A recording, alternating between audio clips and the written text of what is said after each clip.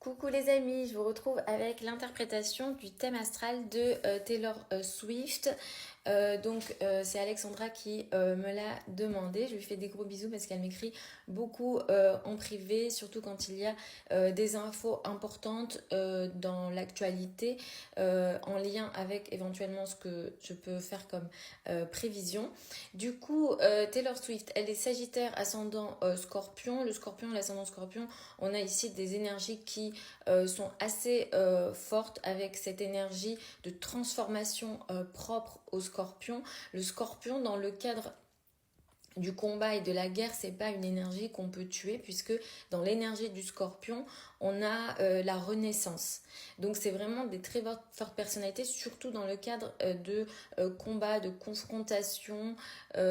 Quand il s'agit ici surtout d'action, les Scorpions et les ascendants Scorpions sont plutôt forts. Et c'est vrai qu'au niveau de son apparence, elle renvoie une énergie un petit peu différente où on voit une belle femme plutôt féminine, mais elle a cette énergie du Scorpion qui lui donne une énergie battante très très forte avec un Mars conjoint à l'ascendant. Donc elle a besoin d'action, elle a besoin d'agir, et j'avais vu passer certaines vidéos où on dit que après 3 heures de concert, elle sort en soirée, s'amuser, etc. Et il y a certaines personnes qui disaient mais d'où elle trouve cette énergie, de Mars en Scorpion et surtout un Mars à l'ascendant. Donc c'est une personnalité très martienne pour qui le corps va être très important, l'action physique par le corps va être très, très important. Et c'est vrai que, comme je disais, le Scorpion ne meurt pas en fait, il renaît constamment de ses difficultés. Après, l'autre chose, c'est qu'ils peuvent avoir tendance à attirer beaucoup de situations de difficultés pour les forcer à cette transformation.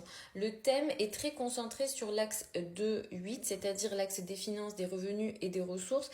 D'ailleurs, même le soleil, on peut le considérer dans la maison 2 puisqu'il est vraiment très proche du cuspide de la 2. En astrologie, on a certaines règles où quand on a moins de 5 degrés entre la fin d'une planète et le début du cuspide de la maison d'après, on va considérer cette planète dans la maison d'après. Bref, si vous êtes embrouillé, c'est pas très grave, mais on a une maison 2 qui va être très chargée avec un stellium en Capricorne. Un stellium en Capricorne, donc c'est-à-dire un amas planétaire. On va avoir des personnes ici qui vont être très travailleuse, pour qui la discipline va être très importante aussi. Et ici, l'axe des finances est très important, autant concernant son argent à elle. Donc avec l'énergie du Capricorne au niveau financier, on crée l'argent, on systémise entre guillemets l'argent, on organise l'argent. Et la maison 8 aussi qui est chargée, regardez, vous avez la lune en 8, la lune qui a 1 degré du signe du cancer, avec Jupiter en cancer aussi dans la 8. Donc il y a un besoin de protection ici. Une lune en cancer, c'est ce qui lui donne aussi cette sensibilité. On l'entend sur pas mal de sujets sur le plan collectif. Puisque c'est une personnalité, je pense, assez empathique, qui a beaucoup, beaucoup d'émotions. Et qui a un besoin de protéger aussi les personnes vulnérables. Et je pense que ça a été le cas aussi avec son amitié avec, par exemple, Selena Gomez. Et de mémoire, Selena Gomez, il y a du lion chez Selena Gomez et du cancer, donc ça m'étonne pas qu'elle s'entende très bien. Donc elle a sa Vénus en Verseau. Alors je sais pas si elle est en couple, mais Vénus en Verseau, c'est des Vénus libres. C'est-à-dire qu'elle, elle a besoin de liberté dans ses relations amoureuses. Et elle va instaurer une énergie d'amitié dans ses relations amoureuses. Et c'est vrai elle peut être tout autant disciplinée avec le Capricorne, mais en amour, elle est plutôt libre. Je regardais sa part de fortune qui est en taureau en 6.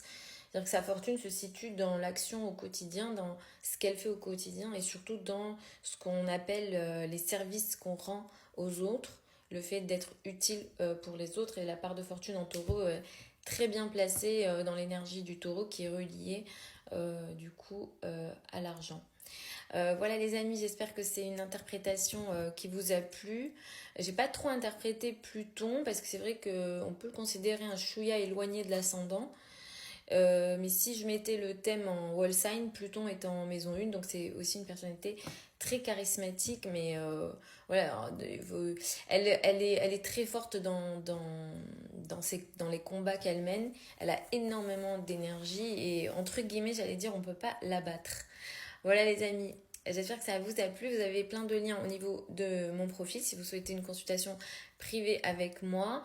Les délais des consultations, c'est de 2 à 3 semaines. Pour celles et ceux qui veulent apprendre l'astrologie avec moi, la prochaine session, elle démarre au mois de janvier. J'ai pas encore mis à jour le site internet, mais ça sera au mois de janvier. Mais vous pouvez m'écrire si jamais ça vous intéresse de vous inscrire quand même. Je vous embrasse et puis je vous retrouve lors d'une prochaine vidéo.